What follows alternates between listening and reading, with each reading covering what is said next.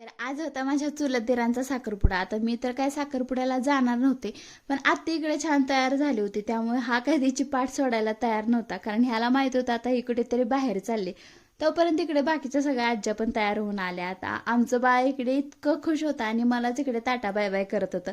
पण ह्याला काय माहित आता थोड्या वेळाने ह्या सगळ्या आपल्याला रडवून जाणार आहेत.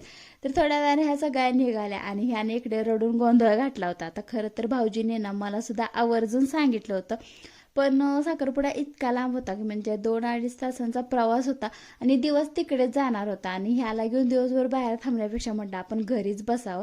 त्यानंतर इकडे पप्पा पण निघाले, मग तर काय बोलायलाच नको. आता आम्ही दोघं तर काही गेलो नव्हतो, पण आमच्या ह्यांनी ना माझ्यासोबत तिकडच्या 1-2 क्लिप मला पाठवल्या होत्या, तर त्याच मी तुमच्यासोबत शेअर करते. तर हे आहे आमचं ब्युटिफुल कपल. तर छान अशी दोघांची एंट्री झाली आणि कसले भारी दिसतात ना दोघं एकत्र. त्यानंतर इकडे रिंग सेरेमनी यांची पार पडली आणि आपल्या छोट्याशा यूट्यूब फॅमिलीकडून या दोघांना पुढील वाटचालीसाठी खूप खूप शुभेच्छा. तर अशा प्रकारे इतका छान फंक्शन मी आज मिस केला. तर असो, सगळंच काही आपल्या मनासारखं होत नाही. त्यानंतर मी माझं पुढचं रुटीन तुमच्यासोबत शेअर करते.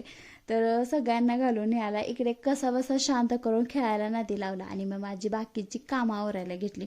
कपडे वगैरे धुतले, तोपर्यंत ह्यांनी इकडे इतका सगळा पसारा घातला होता. तर म्हटलं असो, नंतर याला झोपवलं. सगळी मुलं पण त्यांच्या त्यांच्या घरी गेली. माझी बाकीची कामं आवरली, जी काही म्हणजे ठरलेली आठवड्याची असतात ती. तोपर्यंत हा लगेच उठला. आता उठल्यानंतर काही नाही, अजिबात त्रास दिला नाही. माझं इतकं गुणी बाळासारखं खेळत होता तो, म्हणजे सोप्यावरून खाली सुद्धा उतरलं नाही. तर इकडे मी फ्रीज वगैरे आवरून घेतला आणि संध्याकाळी म्हटलं आता याला भूक लागली असेल म्हणून मी इकडे मस्त याच्यासाठी उत्तप्पा बनवायला घेतला. आणि संध्याकाळच्या स्वयंपाकामध्ये ना मी आज मस्त शेवग्याची भाजी आणि पिठलं बनवलं होतं. तर चला आजच्यासाठी एवढंच, भेटूया.